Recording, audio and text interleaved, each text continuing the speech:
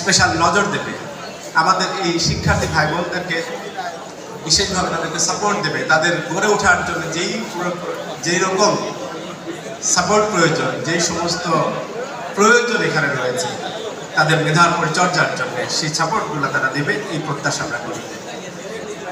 এটা তো সরকারের পার্ট, সেটা সরকারের জায়গায় বলতে হবে, কিন্তু আমাদের এইখানে যারা অবস্থান করছে আমাদের এই ভাই বোনদের একটি করণীয় আছে। আমরা এই সম্ভাবনাটাকে কাজে লাগাতে চাইলে আমাদেরকে কি করা দরকার, আমাদের কি করা দরকার, আমরা কি করতে পারি, তার মধ্যে আমি কি করতে পারি, অর্থাৎ তুমি কি করতে পারো, সেই তোমার করণীয় সংক্রান্ত কয়েকটি বিষয় আমি বলেই আমি আমার কথা শেষ করবো ইনশাআল্লাহ। দেখো, আমাদের যে কোনো একটা ফুলদানিতে যখন আমরা ফুল দেখি, সে ফুলগুলা দেখে ভালো লাগে। আমরা এই ফুলগুলো দেখার সময় আমরা কিন্তু কোয়েশ্চেন করি না এই ফুলটা কোথা থেকে এসেছে, কত বড় বাগান থেকে এসেছে বা কত ছোট বাগান থেকে এসেছে। আমরা ফুলের সৌন্দর্য দেখে সেটাকে সেই ফুলের মূল্যায়ন করি।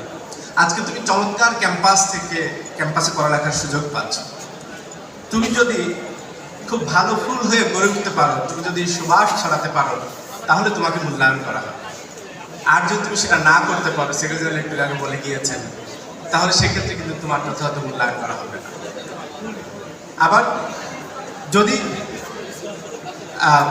আলটিমেটলি যেটা বলছিলাম যে আমার এই ফুলের অর্থাৎ ফাইনাল যে আমি আউটপুটটা দিতে পারবো, সেটা দিয়ে আমাদেরকে মূল্যায়ন করা হবে। সো আমি আজকে যে সুযোগটা পাচ্ছি, সেই সুযোগটাকে কাজে লাগিয়ে ভবিষ্যতে আমার দায়িত্বটা হবে হচ্ছে আমি আমার সর্বোচ্চ প্রচেষ্টা চালিয়ে আমি সুন্দরতম উপায়ে গড়ে ওঠা, সেই চেষ্টাটা চালিয়ে যাওয়ার জন্য অনুরোধ থাকবে। এবং যদি আমি সত্যিকারার্থেই ভূমিকা রাখতে চাই, আমি যদি গড়ে উঠতে চাই, তাহলে যে কাজটা করা দরকার সেটা হচ্ছে, প্রথম যেটা দরকার সেটা হচ্ছে আমাকে একটা পজিটিভ মাইন্ডসেট তৈরি করতে হবে। আমার মধ্যে সাহসটা তৈরি করতে হবে যে আমি পারি, আমরা পারবো, উই ক্যান। আমরা যদি এই সাহস তৈরি করতে পারি, তাহলে আমাদের পক্ষে আসলে সেই পথে হাঁটা সম্ভব। দেখো, যে বিমান তৈরি করেছিল, উড়োজাহাজ আবিষ্কার করেছিল, সে হয়তো পাখি উড়া দেখে চিন্তা করেছিল যে পাখি উঠছে, তাহলে আমি কেন উঠতে পারবো না। সে যদি মনে করতো পাখি উঠতে পারে, আমার তো ডানা নাই, আমি উঠতে পারবো না, আমার পক্ষে সম্ভব না, তাহলে তার কিন্তু সেই চেষ্টাটা ওখানেই থেকে যেত।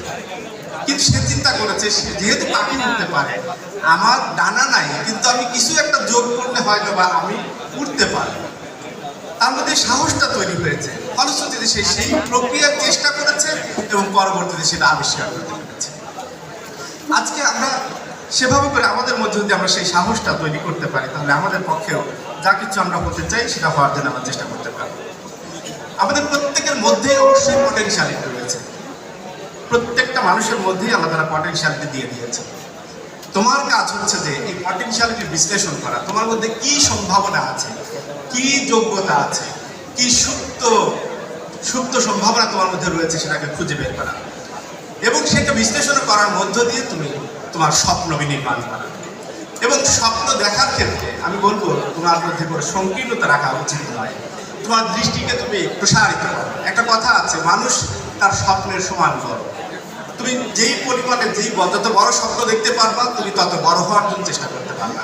তোমার স্বপ্ন যদি ছোট হয়, তোমার চেষ্টাটা ঠিক ততটুকু হওয়ার জন্য তোমার চেষ্টা থাকবে। আর তোমার যদি স্বপ্নটা বড় হয়, তাহলে সেই বড় হওয়ার জন্য তোমার চেষ্টাটা থাকবে। তোমার এই স্বপ্ন বড় করে দেখার ক্ষেত্রে অনেক সময় আমাদের মধ্যে কিছু হীনমন্যতা কাজ করে। আমি হয়তো কোনো একটা গ্রাম থেকে এসেছি, ওই গ্রামের তো এখন পর্যন্ত অনেক বড় কিছু কেউ করে না, তো আমার দ্বারা আসলে তত বড় কিছু করা সম্ভব হবে না, এরকম একটা চিন্তা আমাদের মধ্যে থাকে।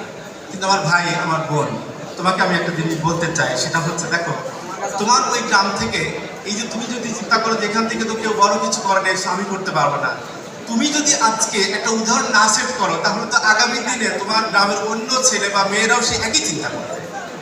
তুমি তোমার গ্রামের বা তোমার এলাকার ওই ভবিষ্যৎ প্রজন্মের জন্য উদাহরণ সেট করার স্বার্থেই তোমাকে বড় কিছু হওয়ার চিন্তা করা উচিত। প্রফেসর নাজমুদ্দিন রেবাকানের একটা কথা আছে, খুবই চমৎকার কথা, সেটা হচ্ছে একটি ফুল দিয়ে বসন্ত হয় না, কিন্তু প্রত্যেকটা বসন্তই শুরু হয় একটি ফুল দিয়ে। সো তুমি বসন্তের শুরু